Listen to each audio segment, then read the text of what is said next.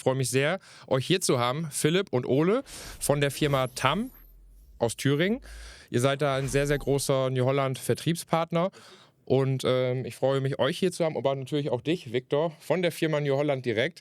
Und wir möchten heute einfach mal ein bisschen über Connected Agriculture sprechen. Denn wir wissen, die Maschinen sind smart. Aber was passiert eigentlich mit den ganzen Daten und wie können wir diese ganzen Daten nutzen? Als erstes möchte ich euch aber einfach mal bitten, sodass die Zuschauer und Hörer auch ein bisschen ein Bild davon bekommen, wer hier sitzt, dass ihr euch einfach mal vorstellt, ein bisschen erzählt, was ihr so macht und seit wann ihr das macht und wie ihr da hingekommen seid. Wenn du gerne anfangen magst. Mache ich gerne, na klar. Ich bedanke mich erstmal recht herzlich für die Einladung, dass wir hier an dem Format mal teilnehmen können. Mein Name, wie gesagt, ist Philipp Böhm. Ich bin Vertriebsleiter bei der Thüringer Agrartechnik. Wir haben 5 Standorte in Thüringen, betreuen den westlichen Teil, also bis Erfurt-Rand, von der hessischen Grenze bis rüber, also ein relativ großes Einzugsgebiet. Das Ganze machen wir mit 3 Standorten, wo wir Landtechnik handeln. Ich selber bin in die Landtechnik eingestiegen schon 1999, habe eine Ausbildung gemacht als großen Außenhandelskaufmann in einem Betrieb, der Landtechnik gehandelt hat. Okay. Ja, und dann irgendwann, ich sag mal, das war 2001, ja, der Liebe wegen zurück nach Hause. Habe ich mich bei der Thüringer Agrartechnik beworben und bin jetzt dort seitdem eigentlich dort beschäftigt, habe mehrere Stationen und auch Betriebsteile durchlebt, sage ich jetzt mal so. Und seit 12 Jahren bin ich Vertriebsleiter, also verantwortlich für den kompletten Bereich Agrartechnik, Vertrieb. Also kennst du den Betrieb wie deine Westtasche, auf gut Deutsch gesagt. Inventar, ich finde bestimmt auch irgendwo, Bestimmt. irgendwo eine Nummer. Das wirst du wahrscheinlich auch nicht mehr los. Nein, auf jeden Fall nicht. Ja, sehr schön. Und Ole, dann gerne zu dir. Wie war es bei dir? Ja, also ich bin gelernter Landmaschinenmechaniker, habe dann noch Landwirt gelernt. Und so bin ich auch nach Thüringen gekommen, komme gebürtig aus Niedersachsen. Habe ein Jahr Landwirt gelernt in Thüringen, habe meine Frau da kennengelernt, bin dann zur Meisterschule wieder nach Niedersachsen gegangen. Nach der Meisterschule hat meine Frau gesagt, komm, wir wollen zurück nach Thüringen, haben selber auch noch einen kleinen landwirtschaftlichen Betrieb. Ah, okay. Und ja, dann hat es dann irgendwann mit meinem alten Arbeitgeber nicht ganz so harmoniert, sag ich mal. In der Zeit hat die TAM noch Verstärkung gesucht für die PM-Schiene, weil es ein sehr wachsender Markt ist. Wir waren dann zu Spitzenzeiten mal 3 Mann in der Abteilung. Jetzt machen wir es mit 2 Mann. Kommen eigentlich recht gut rum und beschäftigen uns nicht nur mit diesem reinen geradeausfahren, sondern auch dieses ganze Datenmanagement, weshalb wir ja heute eigentlich auch miteinander sprechen. denke Genau, das ist ja so das Thema, was wir heute Und mal. ich sag mal, für uns ist sowas natürlich als Händler ein Glücksgriff, ja, wenn man so Kollegen mit so einer Vita kriegt. Ja, wir haben den landwirtschaftlichen Background, wir haben den handwerklichen Background, ja, und das aufgesetzt jetzt mit der ganzen Elektronik und der ganzen Vernetzung. Also das ist für uns Gold wert. Ja, Ja, und da, natürlich. Genau, das Thema geht ja steil voran, sag ich mal so. Auf jeden Fall. Und das Gute an der Landwirtschaft ist ja, man brennt immer für das, was man tut. Das ist in anderen Branchen, glaube ich, nicht. Ich glaube, in keiner Branche ist es so extrem wie in der Landwirtschaft. Und Das ist so. umso besser ist es dann, wenn man natürlich Leute findet, die sowohl den technischen als auch den landwirtschaftlichen Hintergrund dann in ihrer Vita haben. Ist so, die Augenhöhe zum Kunden, also das ist auch das, was die Kollegen auszeichnet. Das merken ja, die Kundschaft merkt das, wenn jemand gegenüber ist, der das versteht, was der Kunde für Probleme auch hat, ja, und dann auch natürlich gemeinsam an den Lösungen arbeiten. Ja, natürlich. Ja, und wo wir über Vita sprechen, Victor, Genau. du bist auch schon lange bei New Holland und hast dort auch schon viele Stationen durch, bist also in vielen Bereichen sehr bewandert. Und würde ich dich auch einfach mal bitten, ein bisschen von deinem Werdegang zu erzählen. Ja, mein Name ist Victor Kelbler. Ich bin tatsächlich schon sehr lange bei New Holland. Ich kenne bei uns auch jeden Wasserhahn, also so ist nicht. Ja, ich habe auch angefangen 2013, so das erste Mal hier auf der Agritechnica. Es ist schon auch cool, wie sich das entwickelt hat. Habe dann einige Stationen bei der Firma mitgemacht und wir haben vor ein bisschen länger als einem Jahr wirklich ein eigenes Team gegründet. Das heißt Service Development, also Serviceentwicklung. Und so grob gesagt kümmern wir uns 2 Themen. Das einerseits nennen wir das Non-Connected Services. Da geht es um Wartung, um Verträge, um diese Thematiken. Und gleichzeitig kümmern wir uns um Thematiken wie Connected Services. Und da gehört einfach alles, was im Konnektivitätsbereich dazugehört. Ist so ein bisschen unsere Aufgabe, genau. Aber was ich jetzt ganz cool fand, und du hast es schon ein bisschen angeschnitten, Philipp, wir haben so über Präzision gesprochen, wir haben über Konnektivität gesprochen. Erzähl mal so ein bisschen aus eurer Region. Ja, also ich sag mal, wenn man jetzt mal ein bisschen in die Vergangenheit guckt, das war irgendwo im Jahr 2005, 2006, meine ich, ging das los, dass das losging, dass die Maschinen auf RTK-Genauigkeit über Mobilfunk gefahren sind. Ja. Und da sind wir auch von Anfang an dabei. Ne? Wir haben da Maschinen auch umgerüstet, auch Fremdfabrikate damit auf Spur gebracht. Ja. Aber ich sag mal, gerade in den letzten Jahren merkt man, dass dieses klassische Lenken, gehört wie die Klimaanlage im Auto mittlerweile dazu. Ja, und wir kommen in Prozesse und Anwendungen rein und der Bedarf beim Kunden geht einfach darüber hinaus. Ja? Also es werden ja viele Daten produziert. Genau. Ja? Also es gibt ja Sensorik mittlerweile Hauf und Hauf, ob es Wetterdaten sind, ob es Satellitendaten sind. Ja? Und ich glaube, die Challenge in der Zukunft ist einfach, wie bündeln wir das? Ja, wie machen wir das für den Kunden so nutzbar, dass er am Ende auch seine richtigen Schlüsse draus zieht und die Daten verarbeiten kann, sinnvoll verarbeiten kann. Genau, Ja. also ich habe das schon mal so als Beispiel ganz gut zusammengefasst, wenn man mit einem Computer spricht. Man spricht ja auch unterschiedliche Sprachen. Also Ja. der Computer versteht am Ende 0 und 1, aber man selber spricht ja seine eigene Muttersprache und trotzdem kann man kommunizieren. Und ich Richtig. glaube, das ist dann auch am Ende der Weg, die Daten für den Kunden so hinter einer Oberfläche bereitzustellen, dass er damit gut umgehen kann und dass er auch ohne großartige Schulungen damit umgehen kann und natürlich auch die Fahrer, Thema Fachkräftemangel und so weiter, damit umgehen können, die Maschine dann am Ende auch optimal nutzen zu können. Aber eben nicht nur die Maschine nutzen zu können, sondern auch das, was im Hintergrund alles passiert. Ole, und da hast du ja auch so ein bisschen dein Spezialgebiet. Vielleicht magst du da einfach mal ein bisschen drüber erzählen, über das IntelliCenter an sich und was da alles aktuell möglich ist. Ich glaube, da mal Licht reinzubringen, ist ein ultra spannendes Thema. Ja, ich sag mal, wir reden ja über Konnektivität. Das bedeutet ja auch, dass die Maschinen untereinander versetzt sind. Bestes Beispiel, sag ich mal, bei uns ist das Thema Striptill inzwischen ein Riesenthema. So, die Kunden sind große Betriebe oder sind auch Lohnunternehmer. Die sind heute im Norden von Thüringen, morgen befindet sich die Maschine mit dem Striptill-Gerät im Süden. Aber der Maisleger kommt ja in der Regel eine Woche später. Ja. Das heißt, wir sind ja, bisher wurde es oft von unserer Kundschaft so gehandhabt, dass sie gesagt haben, wir nehmen USB-Stick, ziehen die Flächendaten rüber und dann kommt es auf der Maisleger an. Das Problem ist aber einfach, dieser USB-Stick geht irgendwo zwischendrin mal verloren oder dann sind die Daten weg. Genau. Und da ist es einfach ein Riesenvorteil, wenn du diese Maschinen untereinander vernetzt bekommst.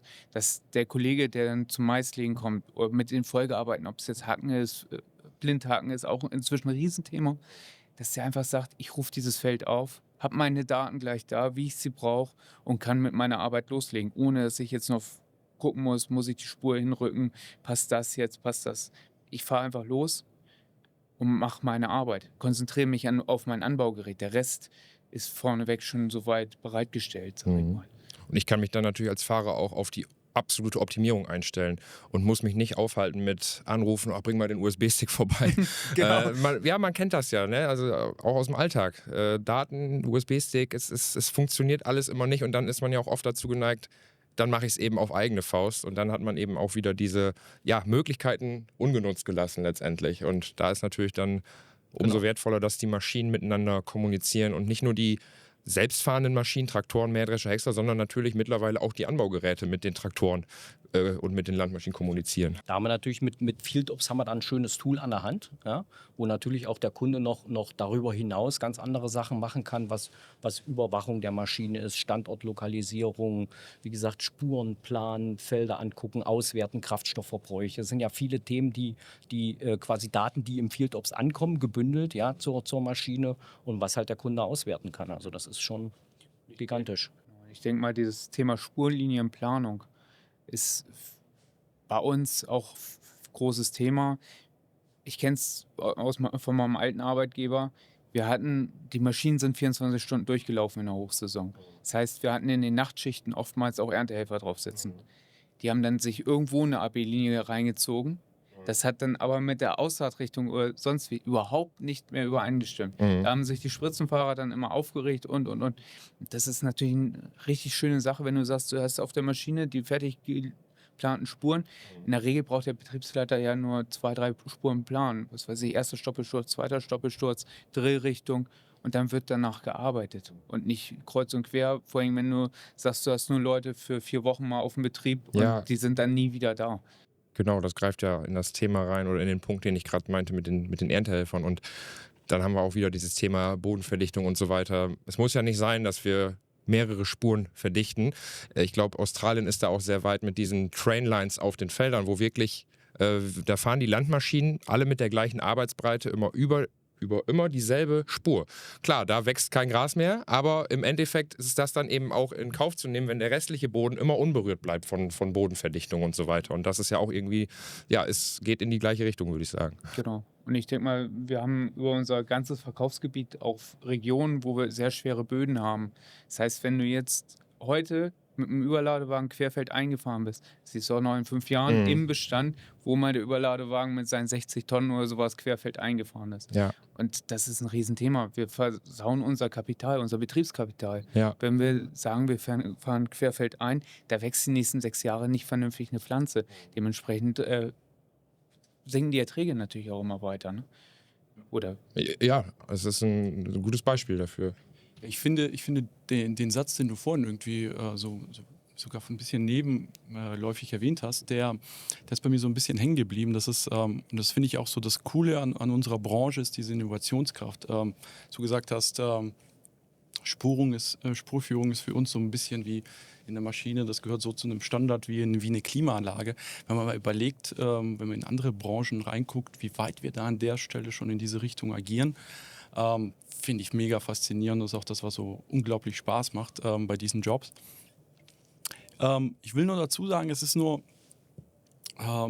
Konnektivität geht ja noch einen Schritt weiter. Ne? Konnektivität bedeutet, wir verbinden eigentlich Menschen mit Maschinen, mit Daten, wir als Hersteller, die Maschine des Kunden, der Kunde selber, aber auch der Händler. Und das ist eigentlich, vielleicht geht das manchmal so in der Unterhaltung unter, aber Konnektivität bedeutet auch, dass wir den Händler mit an den Tisch setzen.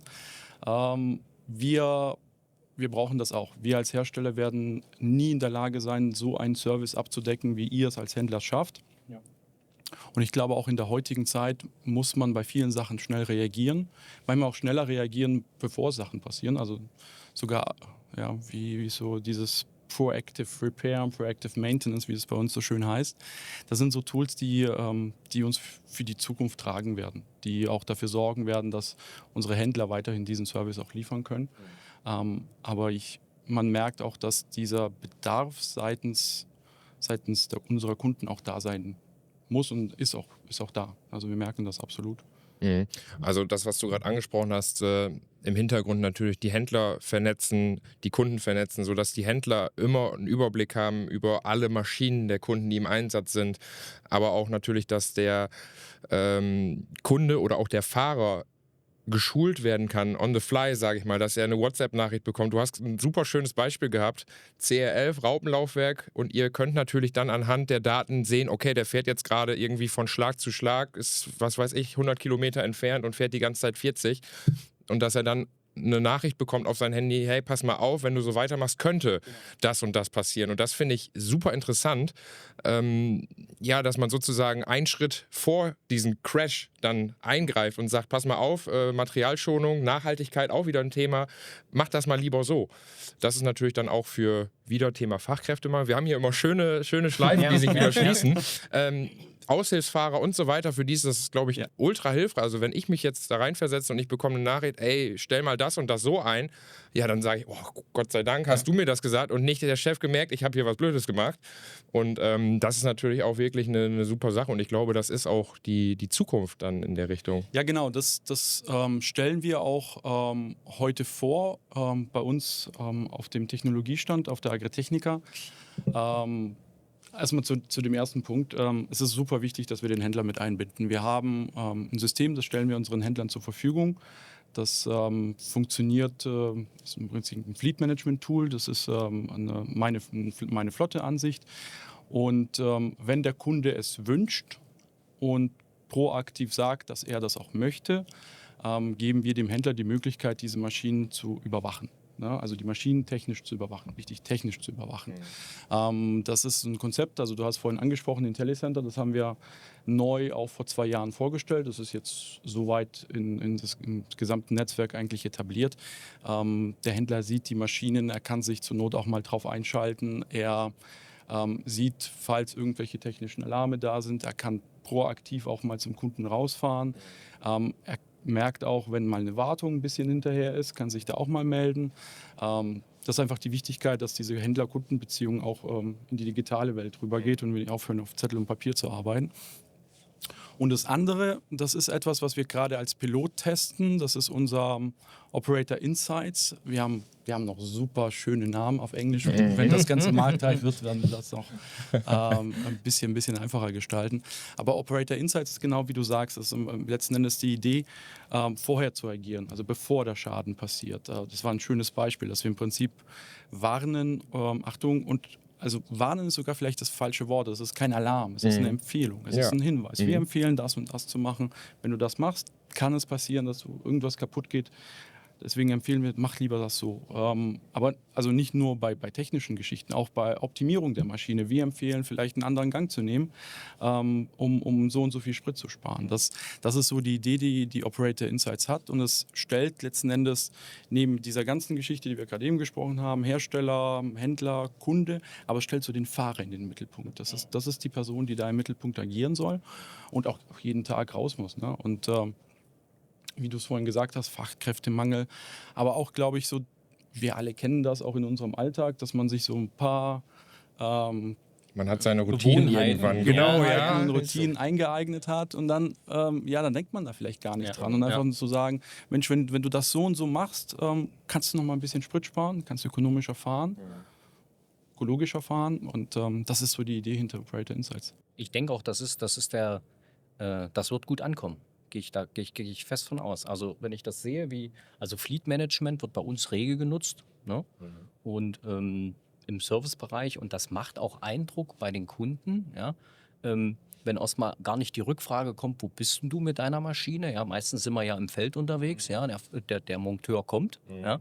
Und im Idealfall hat er vielleicht sogar schon ein Bauteil mit, weil aufgrund des übermittelten Fehlercodes schon eine Voranalyse oder stattgefunden hat, dass auch ein Bauteil schon mit ist. Ja? Das sind immer wieder Ressourcen. Man fährt nur einmal hin, kann vielleicht direkt reparieren, instand setzen und weiterfahren. Ausfallzeiten gering halten, natürlich in Erntespitzen auch ein super wichtiges Thema. Also das ist eine gute Sache. Ja, total. Und die Kunden werden das annehmen, weil das ist selbst die gestandenen Fahrer, die Technik ist so komplex geworden, da sind so viele Möglichkeiten drin, die ja gar keiner beherrschen kann. Das ist so.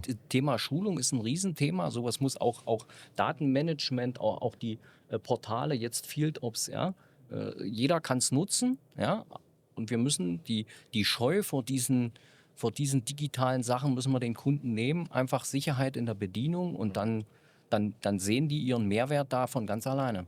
Ja, da ist auch eine Riesenchance in diesen Daten. Also was wir jetzt über Operator Insights gesprochen haben. Ne? Schulung ist ein super wichtiger Punkt, ne? Also an der Stelle. Und du kannst ja dank künstlicher Intelligenz, du siehst, was wir vorhin gesprochen haben, da sind so gewisse Eigenschaften, die sich jemand eingeeignet hat. Man fährt da los. Und wenn du aus diesem Wissen, das muss dann nicht mehr ein Mensch machen. Das ist die Aufgabe einer KI, wirklich individuell Schulungspläne, Schulungswege, Module erstellen kannst. Mensch, wir haben gesehen, du arbeitest so, aber hier ist nochmal eine Schulung genau zu dieser Einstellung, die empfehlen wir dir einmal mal durchzumachen. Vielleicht kommt da nochmal eine Hilfestellung dazu, die dich im täglichen Arbeit unterstützt.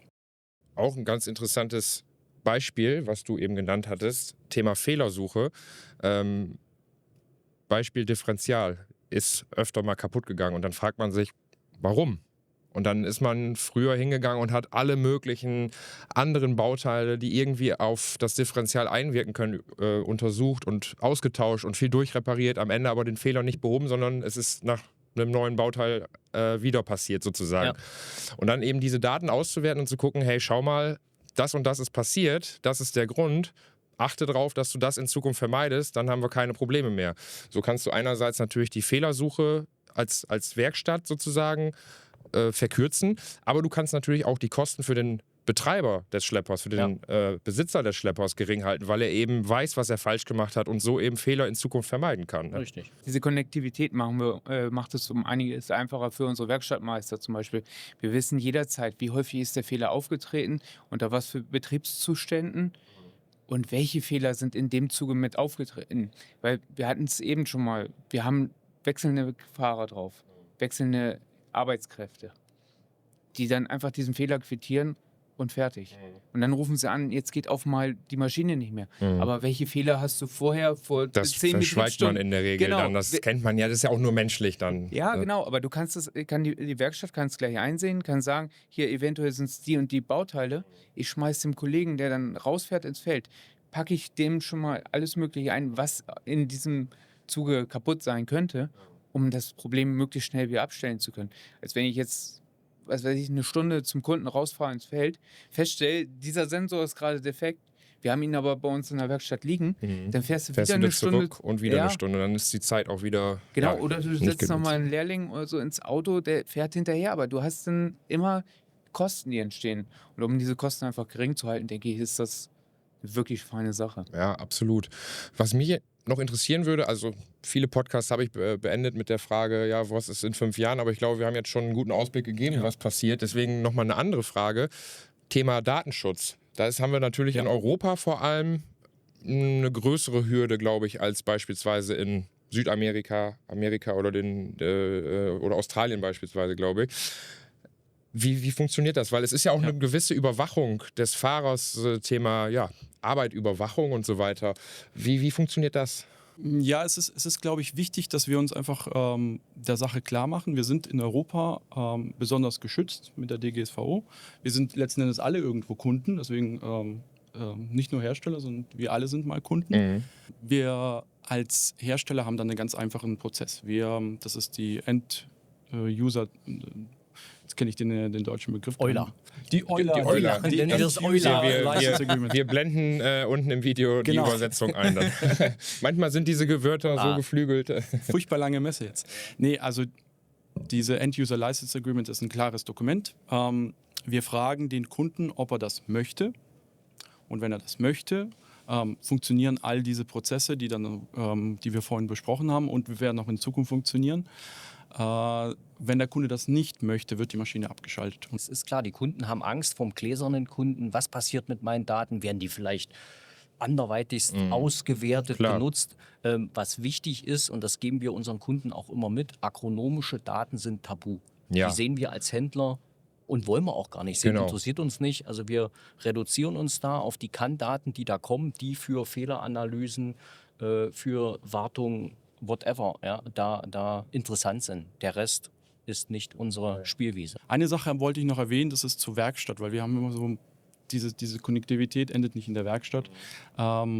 Es ist, glaube ich, gerade wenn es, und ihr seid ein wichtiger Erntetechnikhändler für New Holland, mit einer der wichtigsten, gerade in dieser Phase, wo es schnell gehen muss, wo es heiß ist, wo jede Stunde zählt, wollen wir auch die Monteure des Händlers unterstützen. Das ist auch ein ganz wichtiger Punkt. Die Leute müssen motiviert bleiben. Und das können wir auch digital machen. Fleet Management ist eins davon. Was wir auch gerne zeigen und seit Anfang des Jahres als Tool dem Handel zur Verfügung gestellt haben, ist eine künstliche Intelligenz. Die ist ein Tool, das ist unser AI Tech-Assistent, das stellen wir dem Handel zur Verfügung, stellen wir den Monteuren zur Verfügung. Und was wir einfach versucht haben, ist, das war so die Idee dahinter, diese Suchzeiten, die gerade in einer stressigen Phase, wenn man irgendwelche Reparaturhandbücher, die mittlerweile zwar auch alle online sind, aber man muss dann wissen, wo die Infos stehen, um das einfacher zu machen. Und das haben wir dann gemacht. Wir haben alle Wissensartikel, Reparaturanleitungen, alle Anleitungen, die es so gibt, die ein erfahrener Monteur sofort weiß, wo was steht und wie viel Newtonmeter ich an der Stelle brauche, die haben wir zusammenkondensiert, haben das in eine künstliche Intelligenz geschoben und sorgen dafür, dass es funktioniert letzten Endes wie ChatGPT. Ja, also im Prinzip wenn wenn ich da einfach eine Frage habe, dann muss ich nicht irgendwo ein Kapitel suchen und weiß, das muss da stehen. Ich frage die AITA, ich habe ja gesagt, wir haben coole Namen. Ich merke das schon. Man fragt die AITA gibt dir dann die Antwort, du kannst Folgefragen stellen, du wirst auch weitergeleitet, wenn du ein Ersatzteil brauchst, dann kriegst du die Ersatzteilnummer etc. Und das ist auch ein Tool, an dem wir fortwegen weiterarbeiten möchten, weil der Handel steht natürlich auch unter Druck. Ne? Also gerade in der Ernte, und wir haben es dieses Jahr mit dem Wetter gemerkt, da gibt es jetzt mal 2 Tage Regen und dann geht's los. Mhm. Ja. Und dann, wenn du dann Suchzeiten reduzieren kannst, irgendwas, was du in 3 Sekunden kriegst, was du sonst in 30 Minuten irgendwo nachsuchen kannst oder nachlesen kannst, das ist super wichtig einfach in der Stelle. Ja, also eine datengetriebene KI, die einem im Zweifel dann auch wirklich die richtigen Sachen gibt und nicht, also man kennt es von ChatGPT, da kriegt man halt auch oft. Genau, wir haben Blödsinn. die, Also wir man haben muss die es, mit allem Material, was wir haben, was wir sonst so zur Verfügung stellen, haben wir einmal in die KI geschoben. Sicherlich der erfahrene Werkstattmitarbeiter, ein erfahrener Monteur, der da wirklich Erfahrung mit hat, der wird das vielleicht nicht immer brauchen, aber wir Fachkräftemangel. Wir Ja, brauchen natürlich. neue Wir Leute müssen und so weiter. sowas Genau. vorantreiben, um das so einfach wie möglich zu halten. Und da Genau. sind wir, glaube ich, hier auf einem sehr guten Weg. Und super spannendes Thema. Ich danke euch wirklich recht herzlich für diese interessante Runde.